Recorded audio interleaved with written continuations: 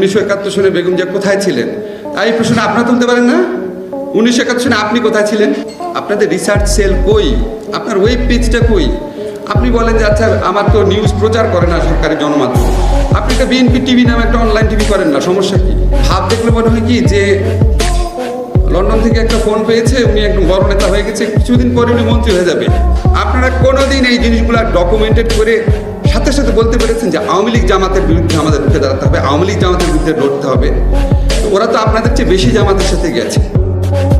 যখন বেগম জিয়ার বিচার হয়, এই বিচারের মধ্যে বিতর্কিত কিছু এলিমেন্ট আছে, বিতর্কিত বিচার ছিল, সেটা নিয়ে আমি লিখেছি, বলেছি, মিজানুর রহমান খান লিখেছে, আপনারা লিখেছেন, আপনারা বলেছেন। এইভাবে বলা না।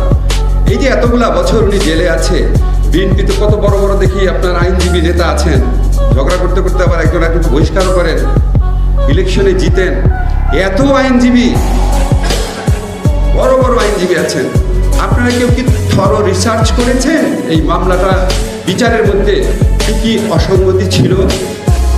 আপনারা কি এটা ইন্টারন্যাশনাল যে জুরিস্ট কাউন্সিল আছে, হিউম্যান রাইটস অর্গানাইজেশন আছে, তাদের কাছে দিয়েছেন যে বিচারটা ফ্লড একটা বিচার? দেন নাই। কেন দেন নাই? আবার নিজের মনে এই প্রশ্নটা বারবার আসে। আশ্চর্য কথা, এত বড় একটা সংগঠন, আপনাদের বেগম জিয়া ছাড়া আছে কি? উনি নাই, আপনার নাই। উনি হচ্ছে অবিসংবাদিত একজন নেত্রী, ওনাকে এইভাবে জেলে রাখা হয়েছে। এই যে বিএনপির আইনজীবীরা আছেন, বিএনপিতে কি মিডিয়া সেল আছে, রিসার্চ সেল আছে, তাকে জানি না, আপনারা এই বিচারে কি কি অসঙ্গতি আছে সেটা খুঁজে বের করার মতো ক্ষমতা অবশ্যই বিএনপির মধ্যে আইনজীবীদের আছে, অনেক আছেন, অনেক বড় আইনজীবী। ইন্টারন্যাশনাল যে ফোরামগুলো আছে, হিউম্যান রাইটস অর্গানাইজেশন, জুরিস্টদের অর্গানাইজেশন, এখানকার এমবেসি, সেখানে কি আপনারা একটু বলতে পেরেছেন?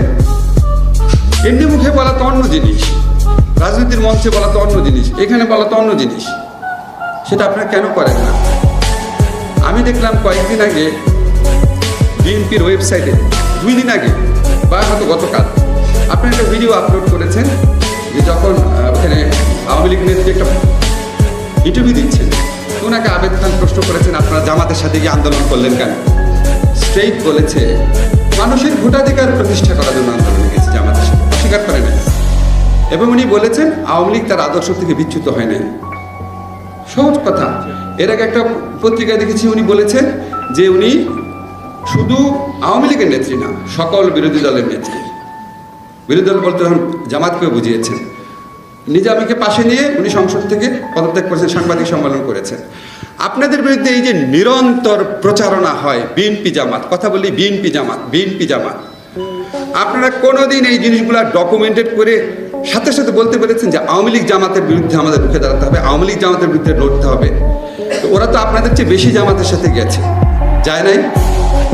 ওদের রাষ্ট্রপতি পদপ্রার্থী গোলাম আজমের পা ছুঁয়ে সালাম করে নাই, একসাথে সংসদ থেকে পদত্যাগ করে নাই, একসাথে এর সাথে সাথে ইলেকশন যায় নাই। এই ন্যারেটিভগুলা কি আপনারা স্ট্রংলি বাংলাদেশের সাধারণ মানুষের কাছে বলতে পেরেছেন? বাংলাদেশে বিএনপি জামাত ইকুয়েটেড হয়ে গেছে কেন? বিএনপি জামাত গোষ্ঠীর বিরুদ্ধে রুখে দাঁড়াতে হবে। আপনারা কি এটার কাউন্টার ন্যারেটিভ তৈরি করতে পেরেছেন? ওই ভিডিওটা পরশুদিন আপলোড হয়েছে কেন? 1996-এর ভিডিওটা বিএনপির ওয়েবসাইটে পরশুদিন আপলোড হয়েছে কেন? সবই তো পাওয়া যায়, আপনাদের ওয়েবসাইটে গেলে এগুলি পাওয়া যায় না কেন? আপনাকে একটু চিন্তা করে দেখেছেন?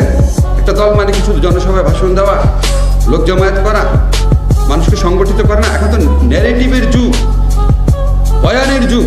ওই বয়ানের বিরুদ্ধে শক্ত বয়ান, সত্যি বয়ান তৈরি করেছেন।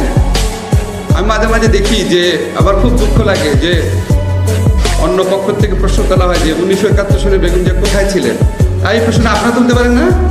1971 সনে আপনি কোথায় ছিলেন? কেন তুলেন না? আমি আশ্চর্য লাগে, কেন তুলেন না? এত জঘন্য মিথ্যাচার, এত জঘন্য অপপ্রচার হয়, এটার উত্তর দেওয়ারও একটা নৈতিক জ্ঞান অনুভব করেন না? বিচ্ছিন্নভাবে দেন, বিচ্ছিন্নভাবে দিয়ে শহীদুদ্দিন আপনি জেলেও গেছে, এটা তো কোনো মূল্য নাই। আপনাদের রিসার্চ সেল কই? আপনার ওয়েব পেজটা কই? আপনি বলেন যে আচ্ছা আমার তো নিউজ প্রচার করে না সরকারি গণমাধ্যম, আপনি একটা বিএনপি টিভি নামে একটা অনলাইন টিভি করেন না, সমস্যা কি? নামই দেন বিএনপি, শক্তিশালীভাবে করেন না। আপনাদের কি লোক কম আছে? আমি একটা সামান্য মানুষ, কালে ভদ্রে আমি ফেসবুকে স্ট্যাটাস দিই, আমার 1 মিলিয়ন ফলোয়ার আছে, দলের কয় মিলিয়ন ফলোয়ার আছে? এই প্রশ্নটা রেখে গেলাম। এখন আপনার এই জিনিসগুলো আপনারা বিবেচনা করেন।